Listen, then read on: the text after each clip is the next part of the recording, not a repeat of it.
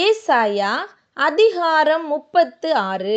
எசேக்கியா ராஜா அரசாண்ட 14ஆம் வருஷத்திலே அசீரியா ராஜாவாகிய சனகெரிப் யூதாவில் இருக்கிற அரணான சகல பட்டணங்களுக்கும் விரோதமாய் வந்து அவைகளை பிடித்து கொண்டான். அப்பொழுது அசீரியா ராஜா லாகீசிலிருந்து ரப்சாக்கேயை பெரிய சேனையோடே எருசலேமுக்கு எசேக்கியா ராஜாவினிடத்தில் அனுப்பினான். அவன் வந்து வண்ணார்துறையின் வழியிலுள்ள மேல்குளத்து சாலக தண்டையிலே நின்றான். அப்பொழுது இல்க்கியாவின் குமாரனாகிய எலியாக்கீம் என்னும் அரமனை விசாரிப்புக்காரனும் செப்னா என்னும் சம்பிரதியும் ஆசாப்பின் குமாரனாகிய யோவாக் என்னும் கணக்கனும் அவனிடத்திற்கு புறப்பட்டு போனார்கள். ரப்சாக்கே அவர்களை நோக்கி, அசீரியா ராஜாவாகிய மகாராஜாவானவர் உரைக்கிறதும் நீங்கள் எசேக்கியாவுக்கு சொல்ல வேண்டியதும் என்னவென்றால், நீ நம்பியிருக்கிற இந்த நம்பிக்கை என்ன? யுத்தத்துக்கு மந்திராலோசனையும் வல்லமையும் உண்டென்று சொல்லுகிறாயே, அது வாய்ப்பேச்சே அன்றி வேறல்ல. நீ என்னை விரோதிக்கும்படி யார்மேல் நம்பிக்கை வைத்திருக்கிறாய்? இதோ நெரிந்த நாணல் கோலாகிய அந்த எகிப்தை நம்புகிறாய். அதின்மேல் ஒருவன் சாய்ந்தால் அது அவன் உள்ளங்கையில் பட்டு உருவிப்போம். எகிப்தின் ராஜாவாகிய பார்வோன் தன்னை நம்புகிற யாவருக்கும் அப்படியே இருப்பான்.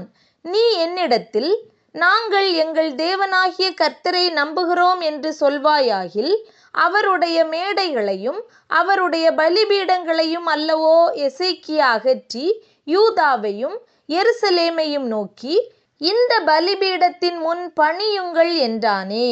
நான் உனக்கு 2000 குதிரைகளை கொடுப்பேன். நீ அவைகள் மேல் ஏறத்தக்கவர்களை சம்பாதிக்க கூடுமானால் அசீரியா ராஜாவாகிய என் ஆண்டவனோடே சபதங்கூறு. கூறாதே போனால் நீ என் ஆண்டவனுடைய ஊழியக்காரரில் ஒரே ஒரு சிறிய தலைவனுடைய முகத்தை எப்படி திருப்புவாய்? இரதங்களோடு குதிரை வீரரும் வருவார்கள் என்று எகிப்தையா நம்புகிறாய்? இப்பொழுதும் கர்த்தருடைய கட்டளை இல்லாமல் இந்த தேசத்தை அழிக்க வந்தேனோ? இந்த தேசத்துக்கு விரோதமாய் போய் அதை அழித்து போடு என்று கர்த்தர் என்னோடே சொன்னாரே என்று சொன்னான். அப்பொழுது எலியாக்கீமும் செப்னாவும் யோவாகும் ரப்சாக்கேயை பார்த்து, உம்முடைய அடியாரோடே சீரிய பாஷையிலே பேசும், அது எங்களுக்கு தெரியும். அலங்கத்தில் இருக்கிற ஜனத்தின் செவிகள் கேட்க எங்களோடே யூத பாஷையிலே பேச வேண்டாம் என்றார்கள். அதற்கு ரப்சாக்கே, உங்களோடுங்கூட தங்கள் மலத்தை தின்னவும் தங்கள் நீரை குடிக்கவும் அலங்கத்திலே தங்கியிருக்கிற புருஷர் அண்டைக்கே அல்லாமல் உன் ஆண்டவன் அண்டைக்கும் உன் அண்டைக்குமா என் ஆண்டவன் இந்த வார்த்தைகளை பேச என்னை அனுப்பினார் என்று சொல்லி, ரப்சாக்கே நின்று கொண்டு யூத பாஷையிலே உரத்த சத்தமாய், அசீரியா ராஜாவாகிய மகாராஜாவுடைய வார்த்தைகளை கேளுங்கள். எசேக்கியா உங்களை வஞ்சியாதபடி பாருங்கள். அவன் உங்களை தப்புவிக்க மாட்டான். கர்த்தர் நம்மை நிச்சயமாய் தப்புவிப்பார். இந்த நகரம் அசீரியா ராஜாவின் கையில் ஒப்பு கொடுக்கப்படுவதில்லை என்று சொல்லி எசேக்கியா உங்களை கர்த்தரை நம்ப பண்ணுவான். அதற்கு இடங்கொடாதிருங்கள் என்று ராஜா சொல்லுகிறார். எசேக்கியாவின் சொல்லை கேளாதிருங்கள். அசீரியா ராஜா சொல்லுகிறதாவது, நீங்கள் என்னோடே ராஜியாகி காணிக்கையோடே என்னிடத்தில் வாருங்கள்.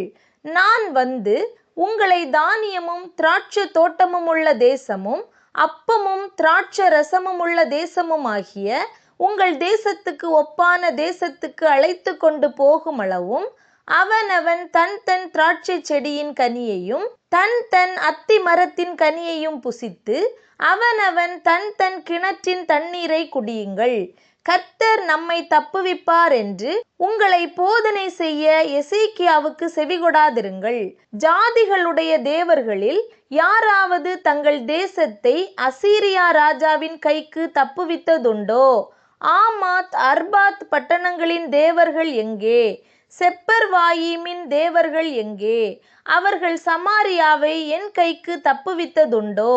கர்த்தர் எருசலேமை என் கைக்கு தப்புவிப்பார் என்பதற்கு அந்த தேசங்களுடைய எல்லா தேவர்களுக்குள்ளும் தங்கள் தேசத்தை என் கைக்கு தப்புவித்தவர் யார் என்று ராஜா சொல்லுகிறார் என்றான். அவர்களோ அவனுக்கு ஒரு வார்த்தையையும் பிரதியுத்தரமாக சொல்லாமல் மௌனமாயிருந்தார்கள். அவனுக்கு மறு உத்தரவு சொல்ல வேண்டாம் என்று ராஜா கட்டளையிட்டிருந்தான்.